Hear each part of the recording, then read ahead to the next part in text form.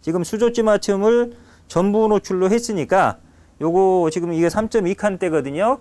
메어리 중자 3.2칸대에 맞췄는데 요걸 현장 수심에 맞춰서 던져보면서 낚싯대 길이라든지 원줄에 따른 그 현장지 맞춤 방법을 한번 기준을 제가 설명을 드리겠습니다.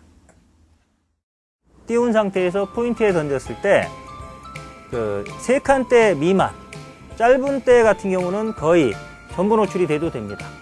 3.2칸대 정도 된다면 한 케미 반 정도, 이 정도로 평균적으로 하시면 되고 3.6, 40이 넘어가면 3.6 같은 경우 한 3분의 1, 40이 넘어가면 수면 일치, 바늘 없이입니다. 바늘 없이 수면 일치 정도로 맞춰주면 됩니다. 좀 전에 그 수조지 맞춤을 한 요 3.2, 수보 3.2칸대거든요. 3.2칸대 카본줄 2호로 수조지 맞춤을 한 겁니다. 요걸 가지고 현장지 맞춤을 한번 점검을 해보고 만약 조정할 부분이 있다면 조정을 하면서 카본줄을 사용할 때 현장지 맞춤 방법과 기준에 대해서 설명을 드리겠습니다. 이 카본줄도 아까 좀 전에 설명드렸던 모노줄과 마찬가지로 현장지 맞춤의 방법은, 순서나 방법은 거의 동일합니다. 동일하게 수심 먼저 찾고 채비 내려서 4, 50cm 내려서 뜬 상태를 보고 케미 노출 상태를 보고 찌맞춤을 조정을 해야 되는데, 하나 다른 부분이 있다라고 하면 그 케미를 보는 시간, 그거를 좀 짧게 보라는 겁니다. 10초를 최대한 남기지 마십시오. 던지고 나서 찌가 케미가 안착되고 나서 그 시점부터 한 5초에서 10초 이내로, 그 사이로 케미 노출을 판단해야지. 왜냐하면 기본적으로 카본줄은 2호 이상으로 굵은데, 이게 굵다는 얘기는 그만큼 물에 접촉하는 면적이 크다는 얘기입니다. 그래서 계속 이렇게 밀어주기 때문에 자꾸 내려갑니다. 그걸 보고 무겁네 해서 깎아주다 보면 결국 가벼운 찌 맞춤이 되거든요. 그러니까 결국 앞으로 그렇게 가벼운 찌 맞춤을 해놓으면 자꾸 떡밥이 풀어지면 채비가 앞으로 끌려가서 찌탑이 올라오는 그런 결과가 발생을 하니까, 케미의 노출 정도, 특히나 카본줄을 사용할 때는 케미가 딱 안착되고 나서 5초에서 10초 정도 사이로, 그때를 기준으로 판단을 하는 게 제일 좋습니다. 자, 지금 요거보다는 아까 얘가 수심이 깊었으니까 이것도 역시 올릴 때는 스토퍼 움직일 때 꼭 침을 묻혀서 하나씩 30cm 간격, 바쁘더라도 차분하게 해주셔야 됩니다. 이런 식으로 여러 번에 나눠서 이렇게 해야만 요 원줄이 상하지가 않습니다. 자, 이렇게 대충 됐다 싶으면 이렇게 던져보면서, 역시 이것도 찌탑 10cm 정도가 물 바깥에 나오도록 만들어야 됩니다. 방법은 똑같습니다.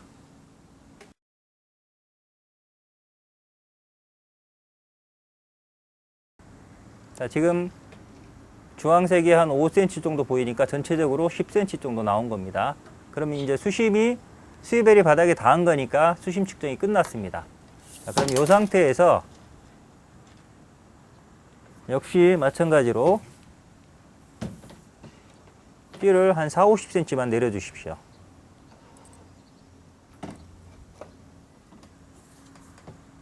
요래 갖고 던졌을 때 노출되는 케미의 높이를 보고 판단을 하는 겁니다.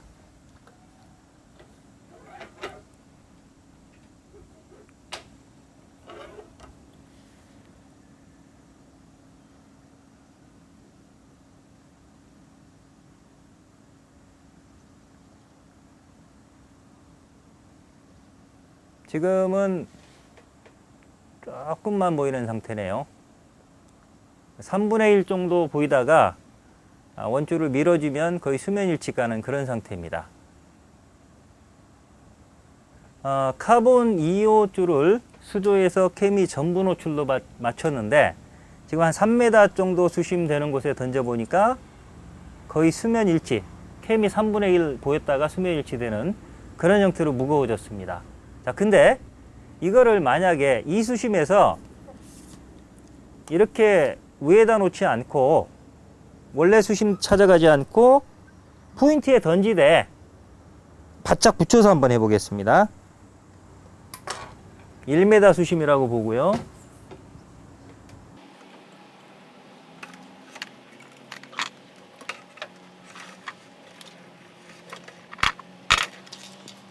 요 정도 수심,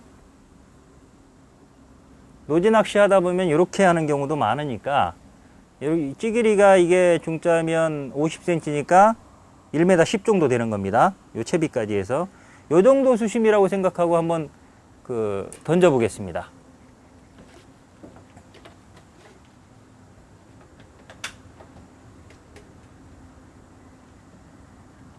이렇게 되면 케미가 거의 전부 다 보입니다. 지금 깜장색이 보였다 말았다 그러거든요.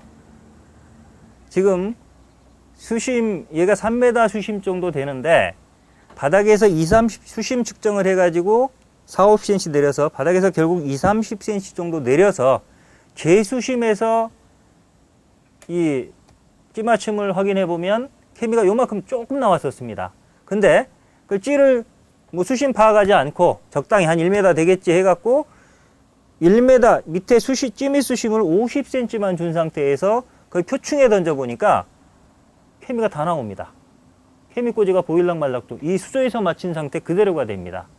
자, 그 얘기는 같은 찌맞춤이라도 찌 높이를 어떻게 주느냐에 따라서 결국 이 찌맞춤이 달라진다는 겁니다. 노출 정도가. 그렇다고 보면 제가 계속 강조를 드리죠. 현장에 가면 제일 중요한 게 수심부터 파악하고 반드시 찌를 내려서 밑에서 2-30cm만. 원래 제일 좋은 건 요만큼 달랑말랑 맞추면 제일 좋을 겁니다. 근데 바닥에는 장애물들이 있을 수 있기 때문에 안전하게 2-30cm는 띄워라. 그래서 4-50cm를 내리라고 말씀을 드리는 겁니다. 그렇게 했을 때와 안 했을 때 케미 노출이 저렇게 차이가 난다는 겁니다. 그래서 반드시 현장 찌맞춤 할 때는 공식처럼 아주 외우십시오.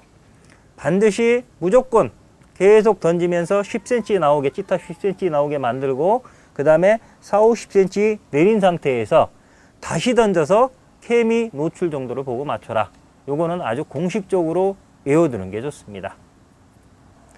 지금 카본줄 현장 찌맞춤을 보여드리고 있는데 수조에서 카본줄 2호로 전부 노출, 케미 전부 노출도 맞췄던 게 이 3m 이상 수심에 가면 요 정도로 내려가고 그 다음에 3m 수심인데도 불구하고 상층부에서 그대로 맞춰보면 거의 전부 노출 그대로 됩니다. 자, 그 얘기는 사실은 이 찌맞춤의 변수가 너무나 많다는 겁니다. 그래서 기본적으로 이 3.2칸대의 카본 2호 정도 되면 제가 전에 말씀드리기를 케미 반 정도. 사실은 3분의 2 정도 되는데 이 3분의 2가 멀리서 보면 케미 반이로 보이거든요. 케미 반 정도면 된다라고 말씀을 드렸는데 그 부분을 정리를 해드리겠습니다. 반드시 좀 전에 말씀드린 대로 수심을 파악하고 수심에서 2-30cm 띄운 상태에서 포인트에 던졌을 때 그 3칸대 미만, 짧은 대 같은 경우는 거의 전부 노출이 돼도 됩니다. 3.2칸대 정도 된다면 한 케미 반 정도, 이 정도로 평균적으로 하시면 되고 3.6, 40이 넘어가면 3.6 같은 경우 한 3분의 1, 40이 넘어가면 수면 일치, 바늘 없이입니다. 바늘 없이 수면 일치 정도로 맞춰주면 됩니다. 그 다음에 지금은 2호 줄로 제가 설명을 드렸는데 만약에 난 챔질이 있어서 최소한 3호 줄은 써야 되겠다. 3호나 4호나 5호 원줄을 더 굵게 쓰시는 분들, 그런 분들은 조금 더 무겁게 가주셔야 됩니다. 무겁게 해야 되는 이유는 제가 설명을 드리겠습니다. 자, 어느 정도 무겁게 해줘야 되느냐면 3칸대 이하 짧은 데가 케미 반이로 하십시오. 그 다음에 3.2만 넘어가면 다 수면 일치로 하십시오. 그런 식으로 조금 더 쇠링 대자 2개 정도 무겁게 들어간다 생각하시면 됩니다. 케미 반 정도 무겁게 해주셔야 되고, 그 다음에 나는 떡밥 낚시는 거의 않고 생미끼 낚시만 한다. 그리고 항상 노지 나가면 다대 편성을 하고 새우나 뭐 옥수수, 그 다음에 참붕어 같은 그런 낚시만, 대물 낚시만 위주로 한다라고 하면 그런 경우에는 조금 더 안정적으로 하셔도 좋습니다. 굳이 이렇게 나눌 필요도 없습니다. 그냥 전체적으로 케미 끝 수면 일치, 가라앉으면 안 됩니다. 바늘 달았을 때는 가라앉아야 되지만 바늘은 안 달고 이 수면 일치로 이렇게 맞춘 상태에서 바늘 달고 한두 몽 내놓고 낚시하면 됩니다. 그 다음에 이제 그 외에 현장 변수, 뭐 대류가 있다든지 또 수로라서 유속이 있다든지 이제 그런 경우에는 뭐 흐르지 않을 정도로 그때그때 상황에 맞춰서 쇠링을 채워주는 방식으로 그렇게 해주시면 되고요. 그 다음에 지금 설명을 드리면서 여러분들이 조금 의아하게 생각하는 부분이 있을 겁니다. 분명히 이 카본줄이 모노줄보다 무거운데 그러면 카본줄을 사용하면 이 줄무게를 감안해서 오히려 모노줄을 이렇게 맞췄다면 카본줄은 이렇게 맞춰야 되는 거 아닙니까? 줄이 이렇게 내려가니까 수조에서도 그렇고. 근데 왜 무거운 카본줄을 쓰는데 더 무겁게 맞추라고 하느냐, 기준을. 이 부분을 조금 의아스럽게 생각할 건데 그 부분을 제가 정리해서 우리가 그 일반적으로 맞다라고 낚시인들이 요게 맞을 거다라고 생각을 하는데 사실은 잘못된 부분, 그 중에 세 부분은 제가 미리 설명을 드렸습니다. 설명은 드린 부분이고 지금 네 번째 부분을 설명을 드리는데 그 앞에 세 가지와 함께 정리해서 다시 한번 설명을 드리겠습니다. 이제 찌맞춤을 마무리하면서 사실은 찌맞춤을 하기 위해서 정확한 찌맞춤을 위해서 반드시 사실은 이해가 필요한 부분인데 대부분의 낚시인들이 반대로 이해하기 아주 쉬운 그 부분에 대해서, 그 네 가지에 대해서 한번 설명을 드리겠습니다. 좀 전에 설명을 드린 대로 세 가지는 이미 제가 설명을 드렸던 부분이고 마지막 하나만 제가 오늘 설명을 드리는 겁니다. 자, 기억을 상기시켜 드리면 첫 번째는 바늘을 달고 맞출 때 이 바늘 크기에 따라서 찌맞춤이 달라져야 되는데 대부분은 바늘이 크면 바늘 무게가 있으니까 찌맞춤을 더 가볍게 해야 되는 거 아니냐, 이렇게 생각하기가 쉽습니다. 특히나 0점 찌맞춤을 배우신 분들이 그런 말씀을 많이 하시는데 그건 반대로 가셔야 됩니다. 왜냐하면 찌맞춤의 메커니즘이 맞춤 목수보다 더 내어놓는 찌탑의 무게로 바늘을 눌러서 봉도를 가라앉히는 개념이라고 했습니다. 그렇다면 바늘을 이 찌탑의 무게로 눌러줘야 되니까 바늘이 크면 그만큼 더 무거우면 눌러주는 힘도 커져야 되는 겁니다. 그렇기 때문에 찌맞춤을 무겁게 해야만 안착이 되는 겁니다. 결국 이거를 이해하기 힘드시면 외우십시오. 만약에 바늘을 달고 찌맞춤 한다면 큰 바늘 쓰면 그만큼 무겁게 수면 일치나 가라앉게 맞춰야 되고, 미늘 없는 작은 바늘 쓸 때는 뭐 케미 전부 노출이나 뭐 3분의 2 정도로 가볍게 맞춰도 된다. 이렇게 작은 바늘은 가볍게, 큰 바늘은 무겁게, 이렇게 아예 외워두시는 게 편할 겁니다. 근데 그 바늘 달고 맞추는 부분은 요 수입벨 채비를 할 때는 무바늘 찌맞춤을 기본으로 하기 때문에 그 부분은 뭐 생각을 안 하셔도 됩니다.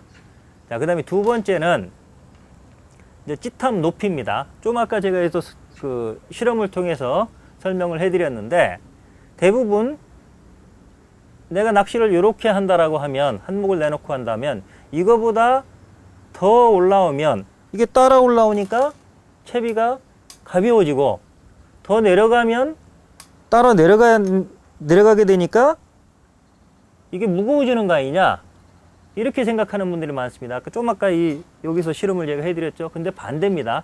물속에서는 반대입니다.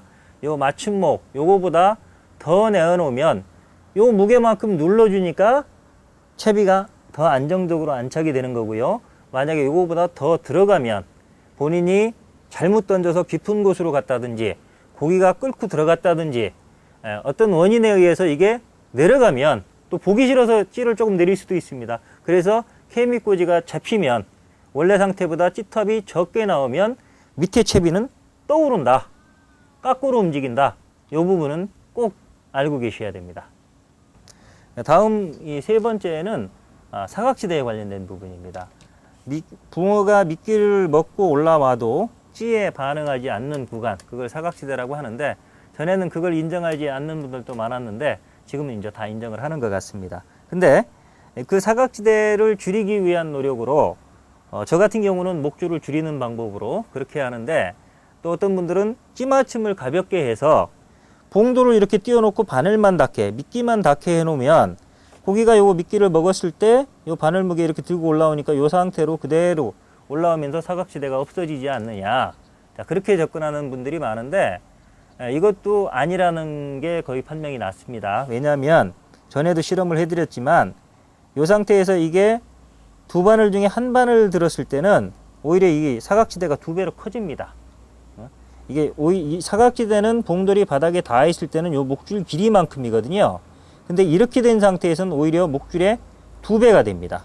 그래서 가끔 이 말씀을 굉장히 지난 얘기인데도 불구하고 요즘은 이런 얘기 하는 분들이 없는데도 불구하고 이 설명을 드리는 이유는 이런 유혹에 많이 빠지게 될 겁니다. 낚시를 하다 보면 혹시 무거워서 못 올리나, 조금 더 가볍게 해서 봉들을 띄워놓고 미끼만 닿게 하면 더 잘 올리지 않겠냐, 그런 생각을 하는데 정말로 모노줄을 가늘게 사용하고 찌맞춤을 정밀하게 하고 외바늘 채비를 쓴다면 가능할 수도 있습니다.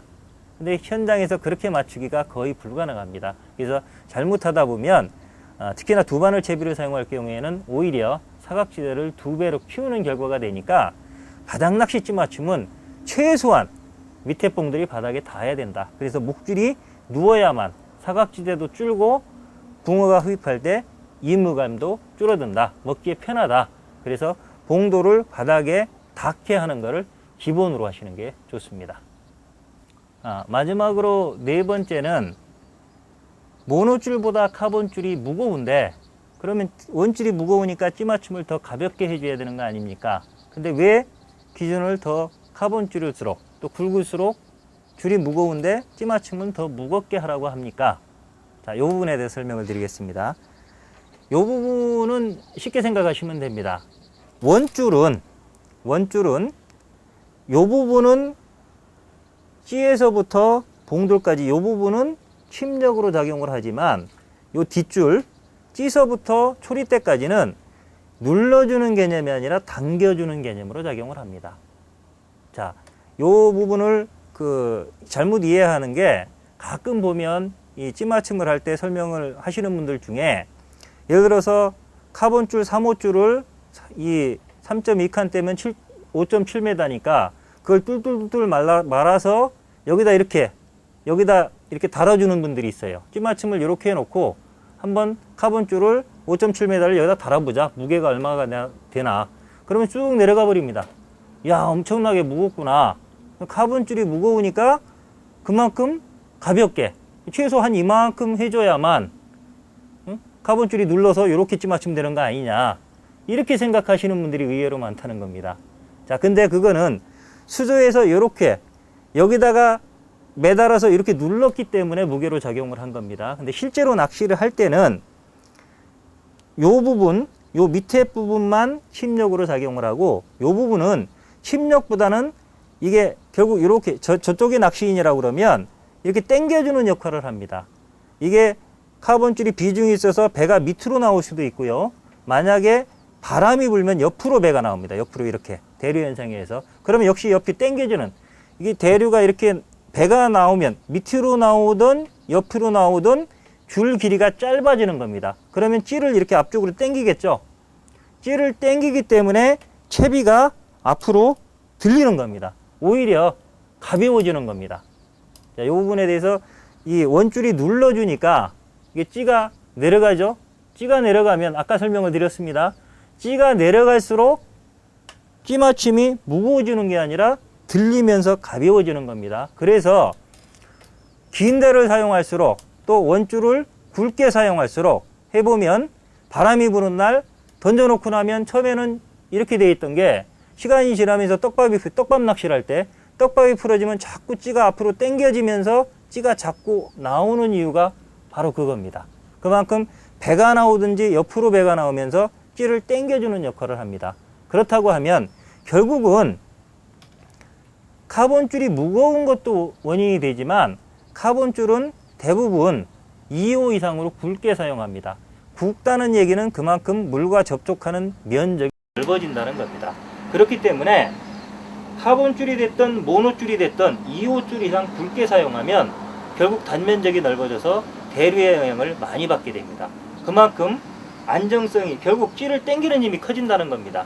근데 그런 상태에서 이 채비가 원래 지점을 이탈하지 않고 그대로 있기 위해서는 결국은 조금 더 안정적으로 맞춰줘야만 그대로 있는 거지, 그렇지 않으면 이게 자꾸 앞으로 뜨면서 당겨지게 되어 있습니다. 네, 그런 걸 생각하셔서 이것도 공식적으로 외우십시오. 공식같이 이해하려고 했을 때 이해가 잘 안 되면 그냥 외우십시오. 카본줄을 사용할수록, 카본줄이 굵게 사용할수록, 또는 같은 카본줄이라면 낚싯대 길이가 길수록 찌맞춤은 더 무거워야 된다. 가벼운 카본줄 같은 경우는 2호줄 같은 경우는 한 3분의 2 정도 맞추면 되지만, 같은 2호줄이라도 4칸대는 수면 일치로 맞춰야 되고, 만약에 짧은 데라도 카본줄 3, 4, 5 이런 식으로 굵게 쓸 때는 거의 수면 일치로 맞추면 된다. 이런 식으로 카본줄일수록 오히려 찌맞춤은 모노줄보다 무겁게 맞춰야 된다. 이런 식으로 공식적으로 외워두시는 게 오히려 이해하기가 편할 겁니다.